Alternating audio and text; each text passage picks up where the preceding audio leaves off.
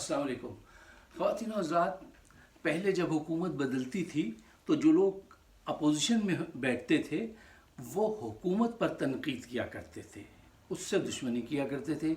इस मरतबा एक अजीब सी चीज़ सामने आई है जो गौर करने के काबिल है कि इस मरतबा अपोजिशन हुकूमत पे नहीं, पाकिस्तान पर तनकीद कर रही है, पाकिस्तान की सालमियत से खेल रही है। ये बहुत अहम बात है, इस पे गौर व खौस होना बहुत ज़रूरी है।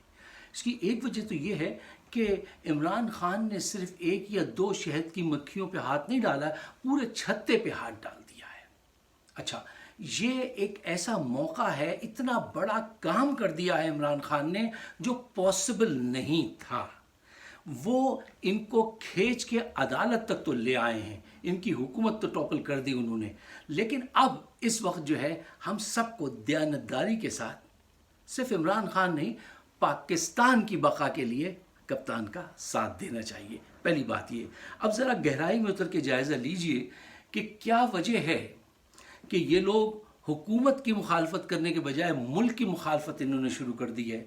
उसकी वजह ये है कि जब कोई आदमी एक तवील अरसे तक शराब पिए और जुआ खेले तो फिर उसको ये आदत जो है वो बहुत तड़पाती है और वो इसके बग़ैर नहीं रह सकता।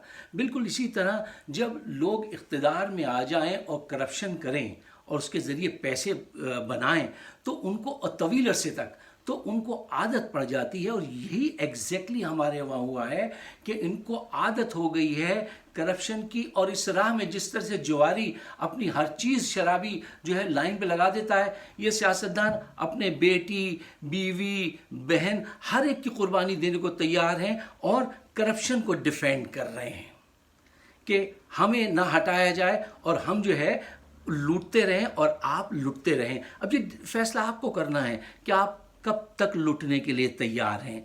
देखिए, इस वक्त इनकी पोजीशन ऐसी हो गई है कि जैसे डाकू पे जब रेड किया जाता है और उसको पता चल जाता है कि अब उसका जो है भागना मुमकिन नहीं है, तो वो क्या करता है, वो आखिरी वक्त में ये करता है, अगर कोई भी करीबी शख्स खड़ा हो, मेल फीमेल, उसको पकड़ के उसके गले पे छुरी रख देता है। एग्जैक्टली यही काम आज आसिफ जरदारी, शहबाज शरीफ, नवाज शरीफ कर रहे हैं कि वो पाकिस्तान की सालमियत को दांव पे लगाने के लिए तैयार हैं, लेकिन कहते हैं हम पे से मुकदमात ख़त्म करो और अब हमने लूटना बंद किया, अब हमारे बच्चे बारी लेंगे।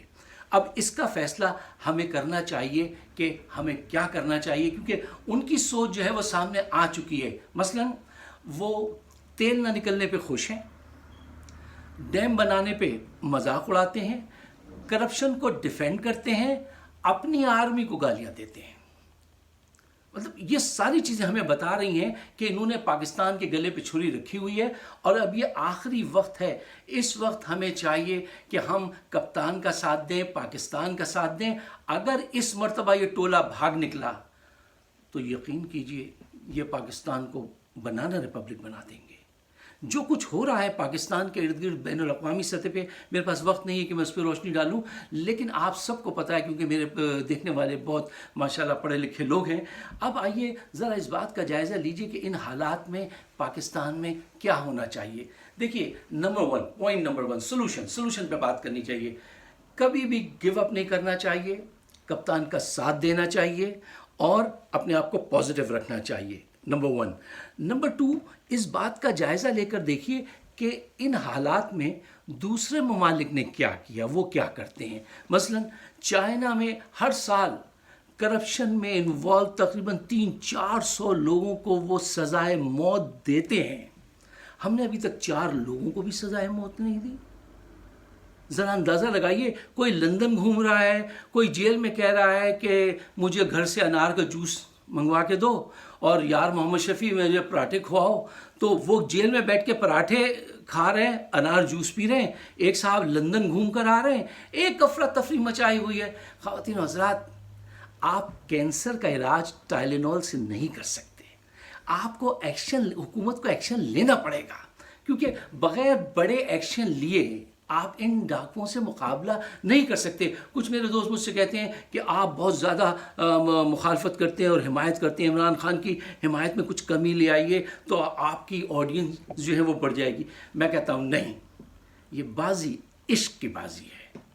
جو چاہے لگا دو ڈر کیسا. اچھا بات کرو ایمانداری کی، بات کرو، اسٹریٹ بات کرو، صاف ستھری بات کرو. تیسری بات یہ کہ پاکستان کا میڈیا جو انتہائی منفی کردار ادا کر رہا ہے، اس کی مثال آپ ٹرکی میں دیکھ لیجئے. انہوں نے 213 صحافیوں کو جو ہے جیل میں ڈالا اور بہت سارے چینلز پر 300 ارب کے انہوں نے جو ہے ہرجانے دائر کیے. اس کے بعد سے اتنی ترقی کی ٹرکی نے کہ IMF سے کہا اب آپ کو اگر قرضہ لینا ہو تو تشریف لے آئیے، ہم آپ کو قرضہ دے دیں گے. تو یہ جب ہی ممکن ہے جب آپ ڈراسٹک ایکشن لیتے ہیں. جب تک آپ بڑے ایکشن نہیں لیں گے، یہ ایسے گھالا میلہ کرتے رہیں گے. کوئی لندن گھومے گا، کوئی عمرہ کر لے گا، اور یہ پاکستان کی صورتحال بدلے گی نہیں. اور یہ پاکستان کے حق میں ہے کہ جلد سے جلد ان کے خلاف بڑے ایکشن لیے جائیں. اور یہ جو سڑک پہ آنے کو کہتے ہیں، میرا یہ ایمان ہے کہ لوگ سڑک پہ نہیں آئیں گے. اپنے بچوں کو تو تم نے لندن کی ٹھنڈی ہواؤں میں بٹھا رکھا ہے، ان کو تو بزنسز سب کچھ دلا دیے. قوم کے وہ معصوم غریب بچے، ان سے کہتے ہو کہ سڑکوں پر آؤ اور احتجاج کرو. کس کے لیے؟ کرپشن کو ڈیفینڈ کرنے کے لیے. تو میرا یہ پیغام اگر آپ کو سمجھ میں آتا ہے تو پلیز اس کو فارورڈ کیجئے. یوٹیوب پہ بھی فائق صدیقی شو کے نام سے آپ دیکھ سکتے ہیں، اور فیس بک پہ بھی. آپ سب کا بہت بہت شکریہ. شب بخیر. Good night. Good luck.